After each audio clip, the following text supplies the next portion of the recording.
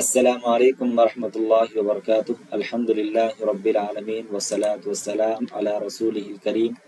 اشہد ان لا الہ الا اللہ وحدہ لا شریک لہ واشہد ان محمدا عبدہ ورسولہ، اما بعد فاعوذ باللہ من الشیطان الرجیم۔ وللہ العزۃ ولرسولہ وللمؤمنین ولکن المنافقین لا یعلمون۔ محترم ناظرین اکرام، ہر قسم کی تعریف حمد و ثنا صرف اور صرف اللہ رب العزت کے لیے ہے۔ بعدہ تمام انبیاء علیہ الصلوۃ والسلام پر درود و سلام ہو، خصوصاً میرے اور آپ کے آخری نبی جناب محمد رسول اللہ صلی اللہ علیہ وسلم پر اللہم صلی علی وسلم وبارک علیہ۔ آج کا موضوع ہے کہ دنیا میں عزت کو کیسے حاصل کیا جائے، کیونکہ اس دنیا میں رہتے ہوئے ہر شخص عزت کو چاہتا ہے، ہر کوئی عزت کو پسند کرتا ہے اور یہ سمجھتا ہے کہ اسے ہر کوئی عزت کی نگاہ سے دیکھے اور لوگ اسے عزت کریں، چاہے اس کا تعلق امیر خاندان سے ہو یا غریب خاندان سے ہو، چاہے وہ چھوٹا ہو یا بڑا ہو، یا وہ چھوٹی ذات کا ہو یا بڑی ذات کا ہو، یا چھوٹی خاندان کا ہو یا بڑی خاندان کا ہو۔ الغرض ہر کوئی یہ چاہتا ہے کہ اس کی عزت کرے، اور اگر اس کی عزت نہیں کی جاتی تو پھر وہ خفا اور ناراض بھی ہو جاتا ہے۔ تو عزت کے حوالے سے سب سے پہلے ہم قرآن مجید کی ایک آیت پر نظر ڈالیں گے، جس سے یہ بات واضح ہو جائے گی کہ اصل میں عزت کا مالک کون ہے، اصل میں عزت کون دیتا ہے۔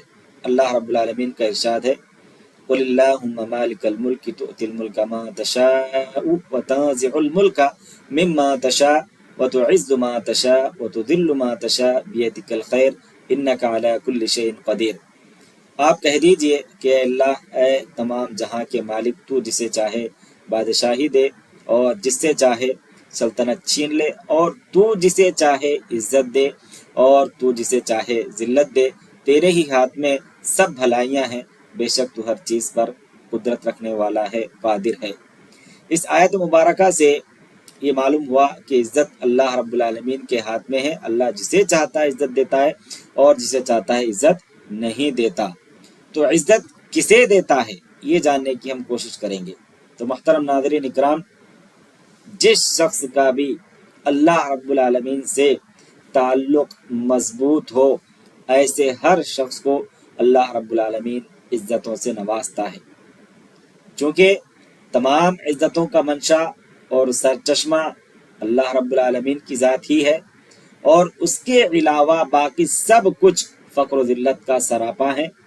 جو شخص یہ چاہتا ہے کہ اسے عزت ملے، اسے وقار ملے اور اسے ذلت اور پستی سے نجات ملے، تو ایسے انسان کو چاہیے کہ وہ اللہ رب العالمین کے راستے پر گامزن ہو جائے، وہ اللہ رب العالمین کے راستے کو اختیار کر لے اور وہ اپنے پروردگار کا مطیع اور فرما بردار بن جائے۔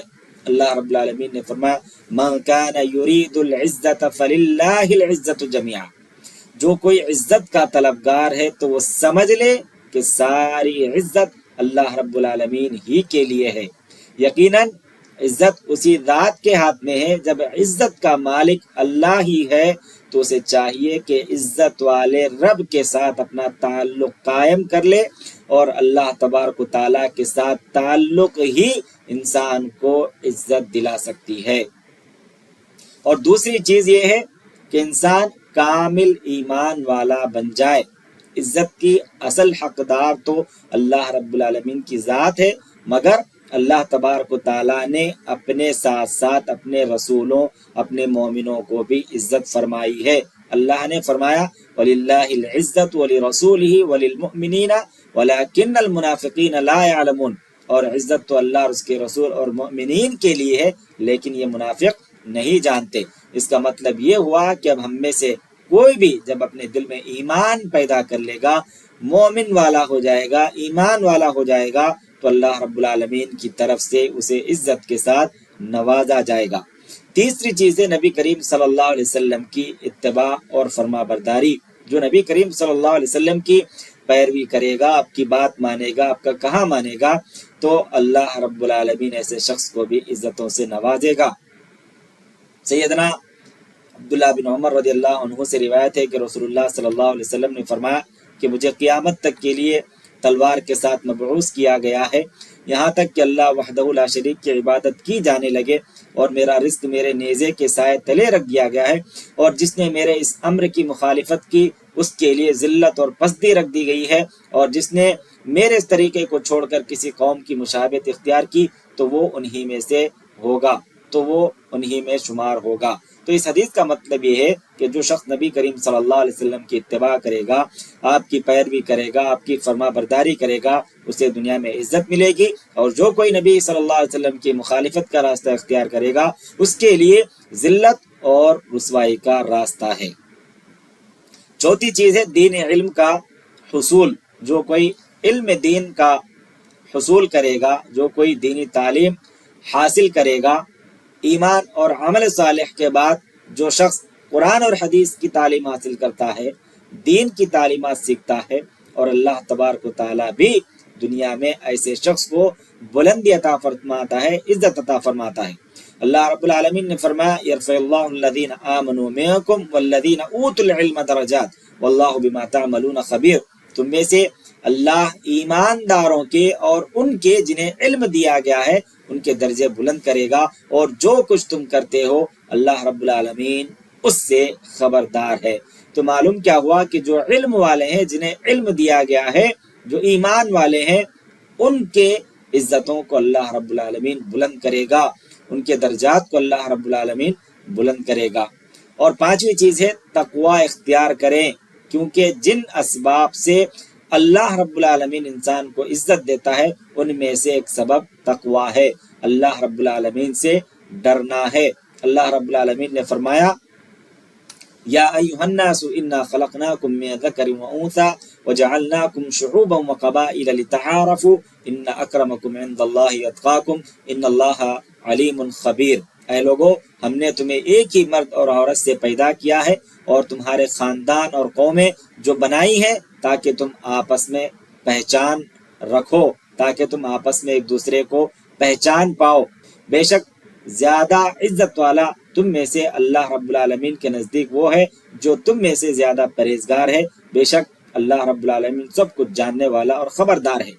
اور سیدنا ابو ہریرہ رضی اللہ عنہ فرماتے ہیں کہ انہوں نے ایک مرتبہ رسول اللہ صلی اللہ علیہ وسلم سے پوچھا یا رسول اللہ من اکرم الناس قال اتقاہم۔ آپ صلی اللہ علیہ وسلم سے ابو ہریرہ رضی اللہ تعالیٰ عنہ نے پوچھا کہ سب سے زیادہ شریف انسان کون ہے، سب سے زیادہ مکرم اور محترم انسان کون ہے؟ تو آپ صلی اللہ علیہ وسلم نے فرمایا کہ جو سب سے زیادہ پرہیزگار ہو، جو سب سے زیادہ متقی ہو، جو سب سے زیادہ تقوی اختیار کرنے والا ہو، ایسا شخص اس کائنات کے اندر سب سے زیادہ معزز اور مکرم ہے۔ اور چھٹی چیز یہ ہے کہ عفو درگزر کرنا عزت کا یہ بہترین سبب ہے۔ لوگوں کو معاف کر دینا یہ عزت کو حاصل کرنے کا ایک بہترین ذریعہ ہے۔ سیدنا ابو ہریرہ رضی اللہ عنہ سے روایت ہے کہ رسول اللہ صلی اللہ علیہ وسلم نے فرمایا وما زاد اللہ عبدا بعفو الا عزا وما تواضع احد للہ الا رفعہ اللہ، یعنی اللہ پاک معاف کر دینے سے بندے کی عزت میں اضافہ فرماتا ہے۔ جو کوئی بھی بندہ کسی بندے کو معاف کر دیتا ہے تو اللہ رب العالمین اس کی عزت کو بلند کرتا ہے۔ اس فرمان عالی شان کی وضاحت یہ ہے کہ جو شخص معاف و درگزر کرتا ہے تو ایسے شخص کا مقام و مرتبہ لوگوں کے دلوں میں بڑھ جاتا ہے۔ ایک معنی اس کا یہ بھی ہے کہ اس سے مراد اخروی اجر اور وہاں کی عزت بھی ایسے شخص کو ملے گی۔ تو محترم ناظرین اکرام، خلاصہ کلام یہی ہے کہ ہم عفو درگزر جیسی عظیم صفت کو اپنائیں، تقوی جیسی عظیم صفت کو اپنائیں، علم دین کو حاصل کریں اور نبی کریم صلی اللہ علیہ وسلم کی پیروی اور اتباع کریں اور کامل ایمان والے بن جائیں اور اللہ رب العالمین کے ساتھ اپنا تعلق مضبوط کر لیں۔ جب یہ تمام اعمال ہم کرنے لگ جائیں گے، کرتے رہیں گے تو اللہ رب العالمین ضرور ہمیں دنیا میں عزتوں سے نوازے گا۔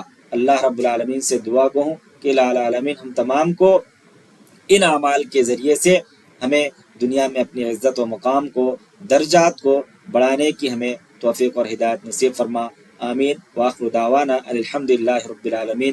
السلام علیکم ورحمۃ اللہ وبرکاتہ۔